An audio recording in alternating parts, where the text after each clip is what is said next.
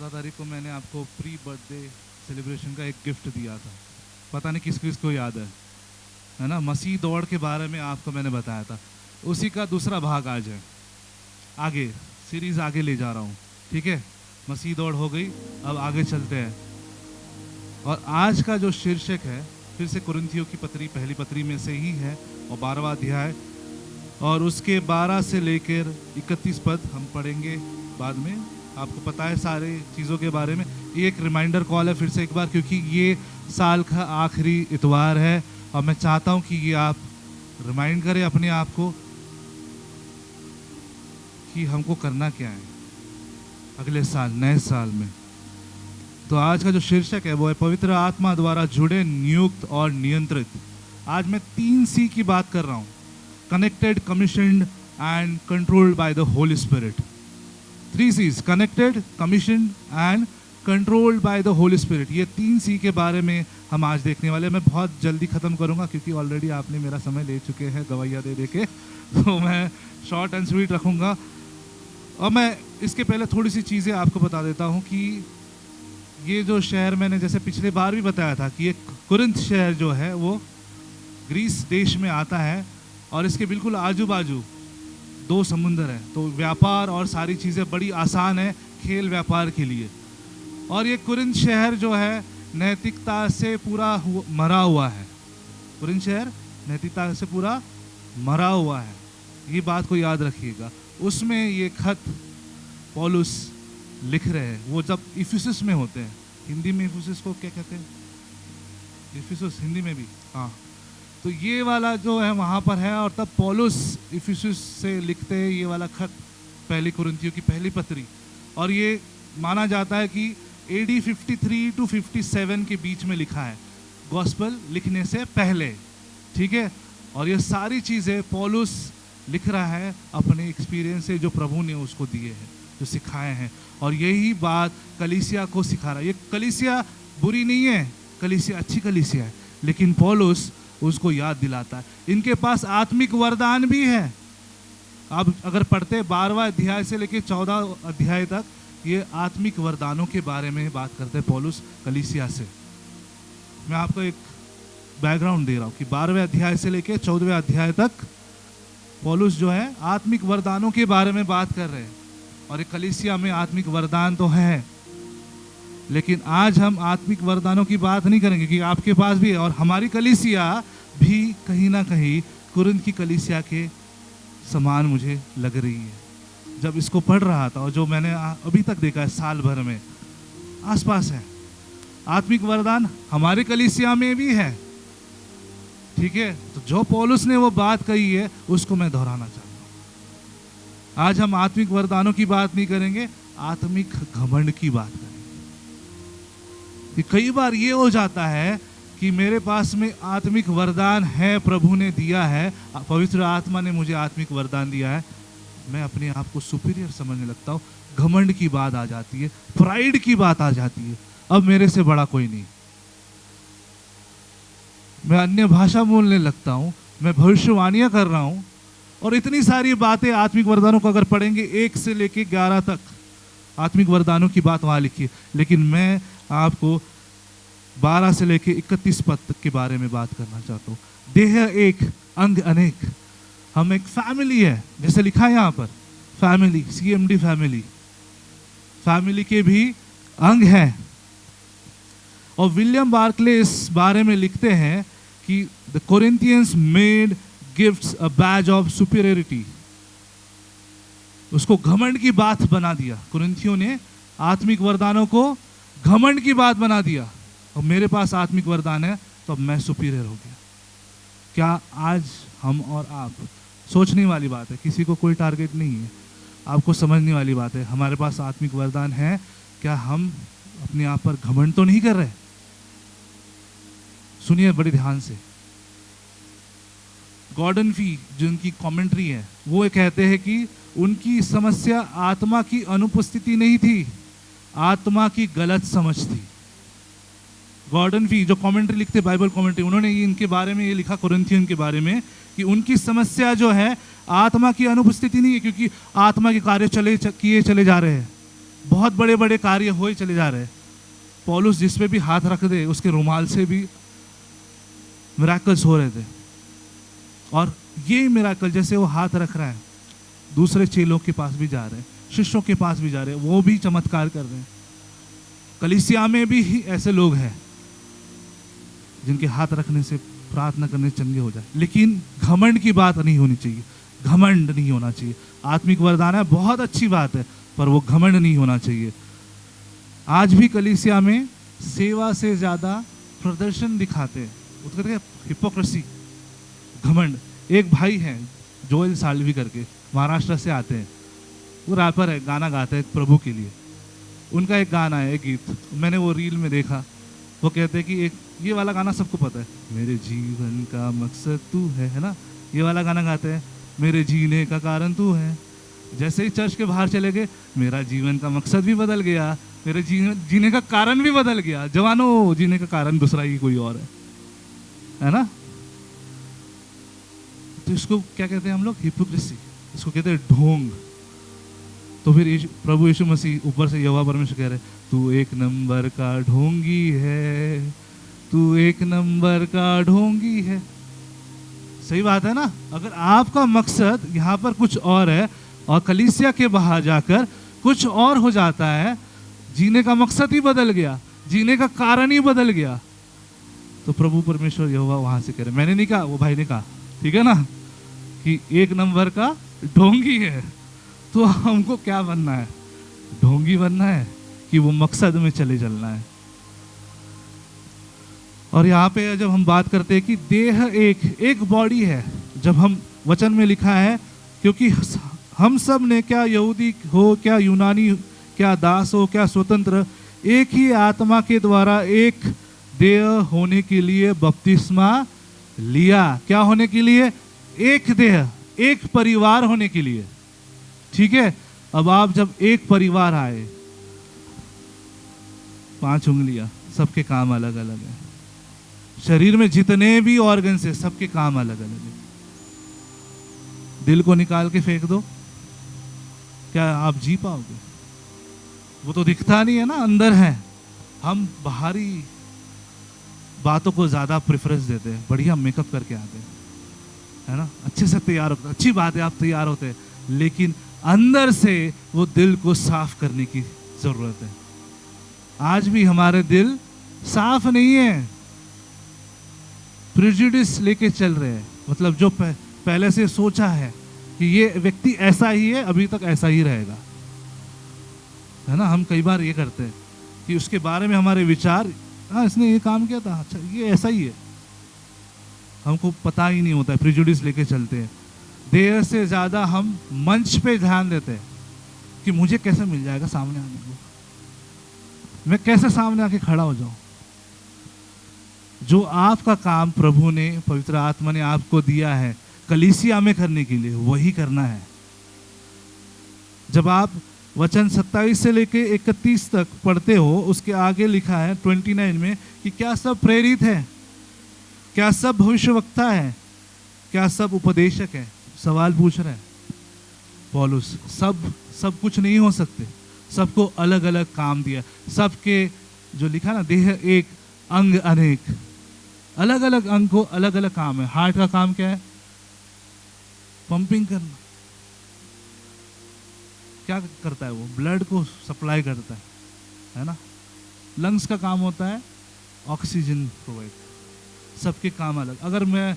अगर दिल बोल दे नहीं नहीं नहीं नहीं मैं तो दिमाग का काम करूंगा, और दिमाग बोल दे नहीं मैं तो दिल का काम करूंगा, कैसे चलेगा? ये तो काम आपको नहीं सौंपा गया है। आपको जो काम सौंपा गया है उसी को करना है। पहले कुरिन्थियों 12वां अध्याय 12 और 13 वचन में पौलुस कहते कि वैसे ही मसीह भी है। कैसे? Connected. We need to be connected. देह में अगर जुड़े हुए हैं तभी हम कनेक्टेड हैं। अगर हाथ काट के फेंक दिया गया, और हाथ बोलेगा नहीं नहीं नहीं अब बहुत हो गया, मैं नहीं रहना चाहता इस परिवार में, मैं जा रहा हूं, हाथ चले गया, कितने देर तक जिंदा रहेगा, काम करेगा? उंगली बोलेगी नहीं नहीं मैं नहीं काम कर रही। समझिए बात को, मैं क्या कहना चाह रहा हूं। आप जब देह से अलग हो जाते हो तब किसी भी कोई भी काम के नहीं रहते। जब तक आप देह में जुड़े हुए हो तब तक वो काम चलता रहता है। कई बार यही होता है कलीसिया में, सारी कलीसिया में, बहुत सारी कलीसिया में यही होता है, नहीं नहीं आज तो भाई साहब ने मुझे बोल दिया मैं जा रहा हूं। बुरा लगता है। भाई साहब आपको नहीं बोल रहे, अगर आपको वो बात लगी है इसका मतलब आप में वो कमी है, उसको सुधारने की आवश्यकता है। कभी कभी हम इतना झूठ बोलते हैं, इतना झूठ बोलते हैं कि हद नहीं होती। अगले वाले को भी पता है कि ये व्यक्ति बहुत झूठ बोलता है ना, इतना झूठ। अब अगले वाले कोई व्यक्ति को पता चल के ये बहुत बड़ा झूठा है, इससे तो बच के रहो। कलीसिया में जो हमारे काम है वही करें। अब अब ये बात फर्क है, मैं स्पिरिचुअल कामों की बात कर रहा हूँ, फिजिकल कामों की बात नहीं हो रही जो हम कलीसिया में कर रहे हैं। स्पिरिचुअल काम, किसी को प्रार्थना का दान है, प्रार्थना में लगे रहो, कलीसिया के लिए, अपने लिए और पूरे जितने परिवार है सबके लिए। किसी को भविष्यवाणी का दान मिला है, दो होती है, दो प्रकार की भविष्यवाणियां, एक होती फोर्थ टेलिंग और एक होती फोर टेलिंग। इसका मतलब ये हुआ कि कुछ बातें ऐसी है जो आगाह करनी होती है आपको कि ये बात भाई तुम गलत कर रहे हो, प्रभु ने मुझे ये बात बताई है कि आप ये बात गलत कर रहे हो। और कुछ बात ये होती कि ये होने वाला है, समझदारी से काम करो। पौलुस भी बड़े समझदारी से काम करता है। एक्ट्स में अगर आप पढ़ोगे तो जब उसको पकड़ा जाता है, महासभा के सामने लिया जाता है, बड़ी अच्छी से बुद्धिमानी का इस्तेमाल करता है। वहाँ पे सदुकी और फरीसी दोनों को देख लेता है और वो सीधा बोलता है, क्योंकि सदुकी फरीसी का मिलान नहीं है, वो रिजरेक्शन पे भरोसा नहीं करते, सदुकी फरीसी करते, और ये बोलता मैं फरीसी हूँ। अब हो गई, दोनों में लगा दिया डिवीजन और बच के निकल गया। ये है तो स्मार्टनेस, ये करना है हमको, पौलुस की तरह स्मार्ट बनना है, झूठे लोगों से बचे रहना है। और जो झूठा है अभी तो मान लो, प्रभु भी देख रहा है अभी तो मान लो, अभी तो बात मान लो कि मेरे को झूठ नहीं बोलना है, अगले वाले को पता चल गया मैं झूठ बोलता हूं। लियोन मॉरिस कहते हैं कि पौलुस कलीसिया को मसीह से अलग नहीं कर रहा है। पौलुस कलीसिया को मसीह से अलग नहीं कर रहा है, वो ही हमारा सर है, कलीसिया का हेड है, वहीं से सब कुछ चल रहा है, वहीं से सारे मैसेज आ रहे हैं आपको। आत्मा में बपतिस्मा हर विश्वासी को देह में प्रवेश कराता है। क्या कराता है? जब पवित्र आत्मा में बपतिस्मा कर लेते हो तो देह में प्रवेश कराता है। मतलब आप एक फैमिली में जुड़ चुके हो, जब आप बॉर्न अगेन हो गए तब आप क्या हो गए? देह में जुड़ चुके हो। और जब आप देह में जुड़ चुके हो तो आपको वैसे ही काम करने पड़ेंगे जो आपको बताया जाएगा। दिमाग यीशु मसीह, अगर यीशु मसीह ने बोला ये नहीं करना है तो नहीं करना है। अगर आपको यीशु मसीह ने बोला है ये करना है तो तुरंत आज्ञाकारिता, इमीडिएट ओबीडियंस की आवश्यकता है। कई बार प्रभु आपको कोई बात बताता है और हम करते ही नहीं है, 2 दिन 3 दिन 4 दिन 10 दिन 15 दिन, और कुछ ना कुछ फिर हो जाता है और फिर याद आता है कि प्रभु ने ये वाली बात बोली थी।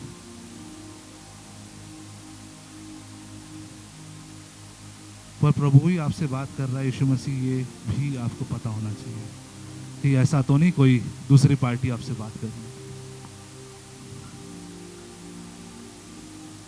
जो कलीसिया से कटकर चलता है, सुनिए बात को, जो कलीसिया से कटकर चलता है वो आत्मिक नहीं है, अस्वस्थ है, अनहेल्दी है। जो कलीसिया से कटकर चलता है मतलब कलीसिया में आना ही नहीं है, मैं आऊंगा महीने में 1 बार, साल में 3 बार। ईसीजी क्रिश्चियंस बोलते हैं हमारे यहाँ पर, ECG, Easter, Christmas, good Friday, बस ये 3 ही दिन आते हैं। और चलो एक और ऐड कर लेते हैं, है ना, बीच बीच में आ ही जाते हैं छोटा मोटा, बर्थडे रहा तो अरे भाई साहब दुआ करा दो, है ना। तो ये नहीं करना है।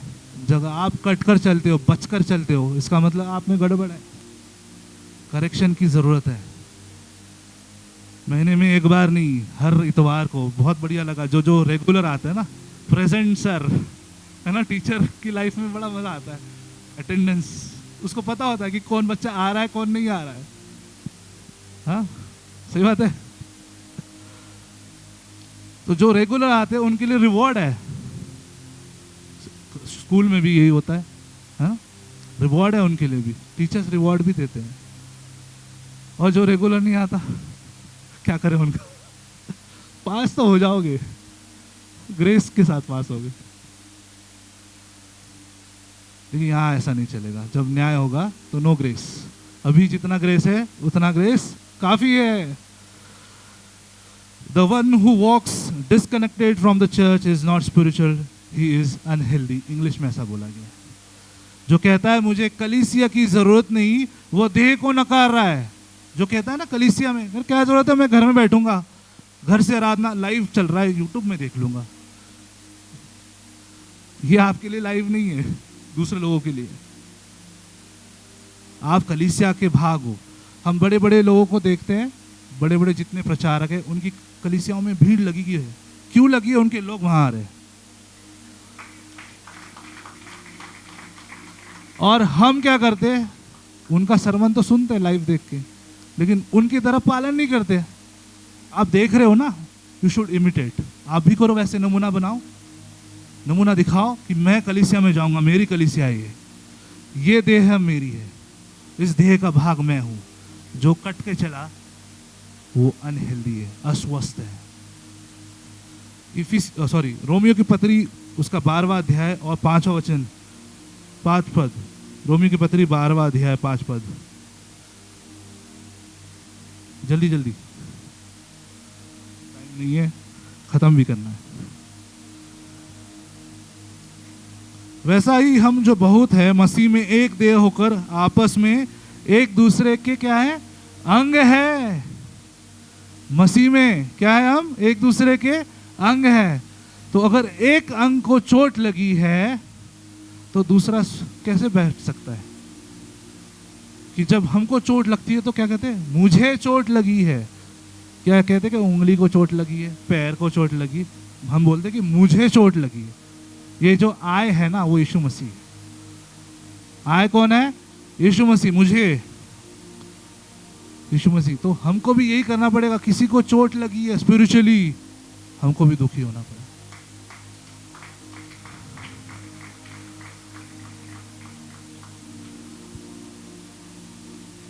दूसरी बात थी, पहली थी कनेक्टेड, जुड़े रहना। जब तक हम देह में जुड़े हुए हैं तब तक हेल्दी है। कलीसिया में जब तक जुड़े हुए हैं तब तक हेल्दी है, स्वस्थ है। दूसरी बात है कमीशन्ड। कमीशन्ड का मतलब क्या होता है? नियुक्त किया जाना। सेल्फ अपॉइंटेड नहीं, सेल्फ अपॉइंटेड नहीं। परमेश्वर, पहले कुरिन्थियों उसका 12वां अध्याय 14 से 20 और 27, परमेश्वर ने अंगों को जैसे उसे अच्छा लगा वैसे रखा है। जैसे उसे अच्छा लगा वैसे उसको बनाया है। आंख यहीं पर है, आंख पीछे नहीं है। नाक यहीं पर है, नाक यहां नहीं है। तो अगर आपको वहां रखा है तो आप भी वही रहिए। फिर से एक बार सुनिए, आपको जहां रखा है वही रहिए, जो आपकी जगह है। ये मत करिए कि नहीं नहीं नाक को लग रहा है, कान के पास चले जाओ। कान को लग रहा है, नहीं नहीं नहीं नहीं, मैं सिर्फ सुनने का काम क्यों करूं, मेरे को ये भी चाहिए। आँख को लग रहा है मैं बोलने का काम करूं, भैया ये तो मुश्किल होगी बात। युवा परमेश्वर ने हमको ऐसा नहीं रखा है। आपको जिस चीज के लिए रखा है, जिस अंग को जिस बात के लिए रखा है, वही काम हमारा है। विलियम बार्कले, मैं उनको ज़्यादा पढ़ता हूँ तो उनकी बातें मैं बताता हूँ आपको।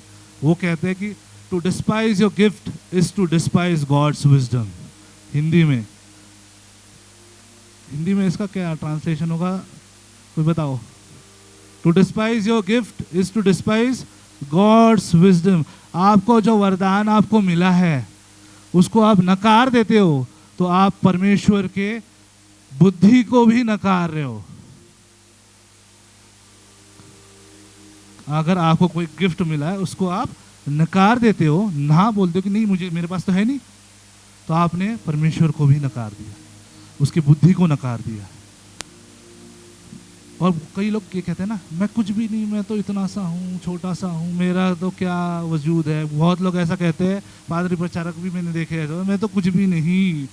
तो आप क्या कर रहे हैं? ये नम्रता नहीं दिखा रहे हो, आप अविश्वास दर्शा रहे हो, क्योंकि आप बोल रहे हो बात, मैं तो कुछ भी नहीं। प्रभु ने तो आपको बना दिया ना, युवा परमेश्वर ने आपको ऊंचा कर दिया, खड़ा कर दिया, तो मैं कुछ भी नहीं कैसे हुआ? पहले आप कुछ भी नहीं थे, युवा परमेश्वर ने आपको चुना, तब जाके आप बन गए। तो जब आप बन गए तो आप अविश्वास कैसे दर्शा सकते हो परमेश्वर यहोवा से कि मैं कुछ भी नहीं? गवाहियां तो बहुत अच्छी अच्छी सुनी मैंने, है ना? तो वहां पर कोई ऐसा था क्या अविश्वास दर्शाने वाला? सब कह रहे थे मुझे 1 साल में ये मिला, वो साल में वो मिला थी। बॉबी भाई बढ़िया बता रहे थे, पहले गाड़ी मिली, फिर मोबाइल, फिर और बाइक इस साल। ऐसे ये तो होगी हमारी फिजिकल आशीषें। स्पिरिचुअल आशीषों की जरूरत है। मैं हमेशा इसी के ऊपर जोर देता हूँ, स्पिरिचुअल आशीषें, स्पिरिचुअल ब्लेसिंग्स की जरूरत है, सिर्फ फिजिकल नहीं। फिजिकल तो आपको दे ही देगा। और कई लोग ऐसे भी होते हैं, मेरे बिना कुछ नहीं चल सकता, मेरे बिना कोई काम नहीं चलेगा। ये अभिषेक नहीं, अहंकार है। It is not anointing. ठीक है? अगर आप ऐसे सोचते हो कि मेरे बिना कुछ नहीं चलेगा, आपके बिना सब कुछ चलेगा, कोई और आपकी जगह खड़ा हो जाएगा। क्योंकि यहोवा परमेश्वर ने आपको रखा है। तो अगर आप जब बोलोगे मेरे बिना कुछ नहीं, तो फिर ये प्रभु भी बोलेगा ठीक है तू वहीं रह। गॉर्डन फी कहते हैं सेवकाई सेल्फ अपॉइंटेड नहीं है, डिवाइन प्लेसमेंट है। सेवकाई सेल्फ अपॉइंटमेंट नहीं है, मतलब मैं खुद से करूँ, नहीं, डिवाइन प्लेसमेंट है। आपको जब तक प्रभु ना बुलाए तब तक ना घुसना, उसमें हाथ मत डालना, उसमें हाथ नहीं डालना, जल जाएगा हाथ। यहोवा भस्म करने वाली आग है, भस्म कर देगा अगर आपको बुलाया नहीं गया। और जो जिसको बुलाया गया वो सुन ले बात, ऐसे नहीं तो वैसे जरूर ले आएगा, क्योंकि काम तो आपसे ही करवाएगा। ये यहाँ पर जो व्यक्ति खड़ा है ये भी ऐसे ही था, नहीं मानता था, काम तो ऐसे ही कराएगा। पहले पत्रस 4 अध्याय 10वां वचन, उसमें लिखा है जिसको जो वरदान मिला है वह उसे परमेश्वर के नाना प्रकार के अनुग्रह के भले भंडारियों के समान एक दूसरे की सेवा में लगाए। क्या करना है? सेवा में लगाना है। घमंड की बात नहीं है ये, हम घमंड में चल रहे हैं कि मुझे ये आत्मिक वरदान। आपको एक दूसरों की सेवा में लगाना है, आपको बताना। अगर आपको प्रभु ने कोई बात बताई है किसी के लिए, वो उसको बताइए जाके। और आखिरी बात, controlled by the Holi spirit. पहले देखा कनेक्टेड, कमीशन्ड, और आखिरी बात controlled by the Holi spirit. जब तक आप पवित्र आत्मा के नियंत्रण में नहीं रहोगे तब तक इधर उधर की बातों में लगे रहोगे। पवित्र आत्मा के नियंत्रण में कंट्रोल रहना सीखे हो।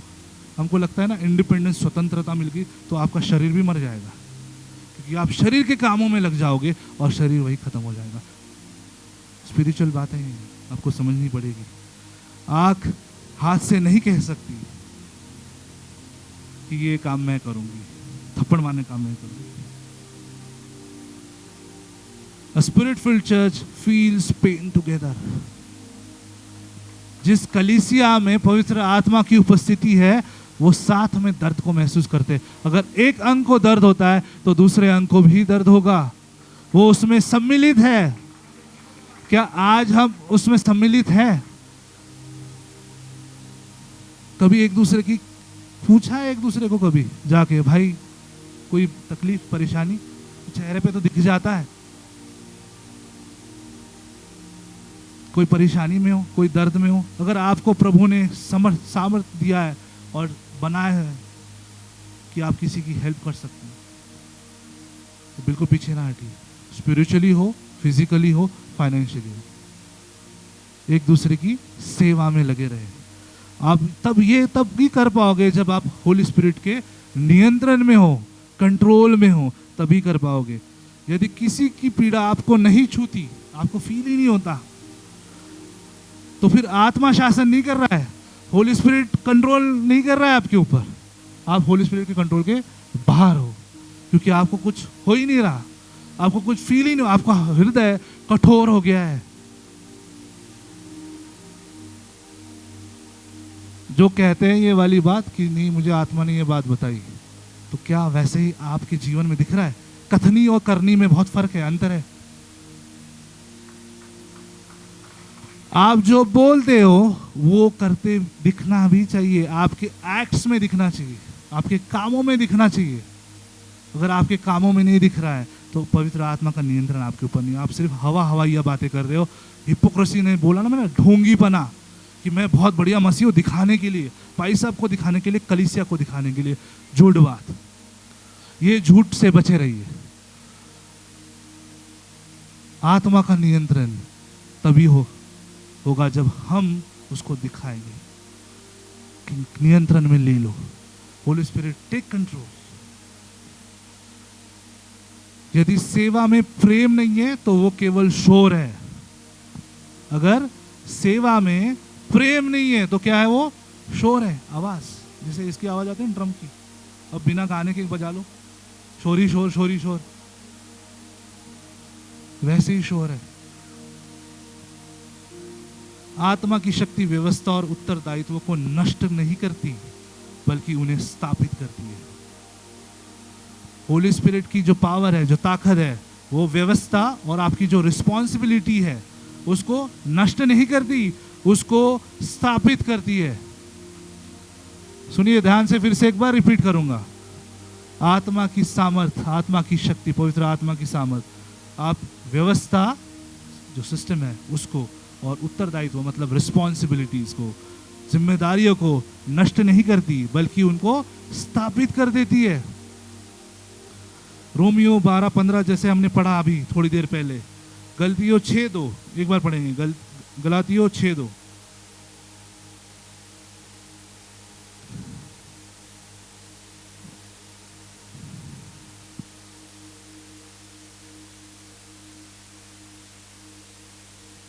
तुम एक दूसरे का भार उठाओ और इस प्रकार मसीह की व्यवस्था को पूरी करो। एक दूसरे का भार उठाओ। क्या हम भार उठाना तो छोड़ ही दीजिए, क्या हम पूछ भी रहे हैं? क्या उनके लिए प्रार्थना भी कर रहे हैं? सबका काम है प्रार्थना करना। जिनको वरदान मिला है प्रार्थना का, करते रहिए सबके लिए प्रार्थना।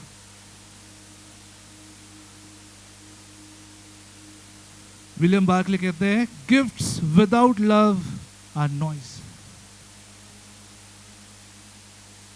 Gifts without love are noise. मतलब जो वरदान है, जो दान है, बिना प्रेम के शोर है, हल्ला गुल्ला है ना। सुनिए ध्यान से, gifts without love only noise. पौलुस कहता है, मैं तुम्हें एक और भी उत्तम मार्ग दिखाता हूं, जो उसने 13वें अध्याय में पहले पद में लिखा है। उसकी हेडिंग भी आप जब पढ़ोगे तो उसमें लिखा है प्रेम के बारे में। ये सब ठीक है, लेकिन सबसे उत्तम मार्ग क्या है? प्रेम है। और जो आप 27 से लेकर 31 तक वचनों को पढ़ोगे तो वहां पे अलग अलग सेवकाई के बारे में पौलुस लिखता है, प्रेरितों के बारे में लिखता है, टीचर्स के बारे में, अपोस्टलशिप, टीचरशिप, भविष्यवाणी करने वाले प्रोफेट्स के बारे में। मैंने एक बात सीखी, मैंने जैसे बोला गवाही देते वक्त, कि मैंने एक बात मेरे पत्नी से सीखी, मुझे नहीं आता था, सच्ची बात बताता हूँ। अपोस्टलशिप के बारे में 0 पता था, इन्होंने सिखाया। और फिर जब मैं बना रहा था ये वाली बात, मुझे पहले यकीन नहीं हुआ था, फिर जब मैंने विलियम बार्कले साहब को पढ़ा तो उन्होंने 2 क्वालिफिकेशंस बताई अपोस्टलशिप की, जो मुझे हैरान कर दी। और मैं बोला हाँ, ये पत्नी की बात तो सही है। पहली क्वालिफिकेशन ये है कि आपने यीशु मसीह के साथ में काम किया हो, उसके चेले हो, डायरेक्ट चेले। पौलुस ने भी देखा। आपने यीशु मसीह को देखना चाहिए, ये पहली क्वालिफिकेशन। मैं नहीं कह रहा हूँ, विलियम बार्कले साहब कहते हैं, आप जाके पढ़ लीजिएगा, आपको मैं रेफरेंस भी दे दूंगा। दूसरी क्वालिफिकेशन,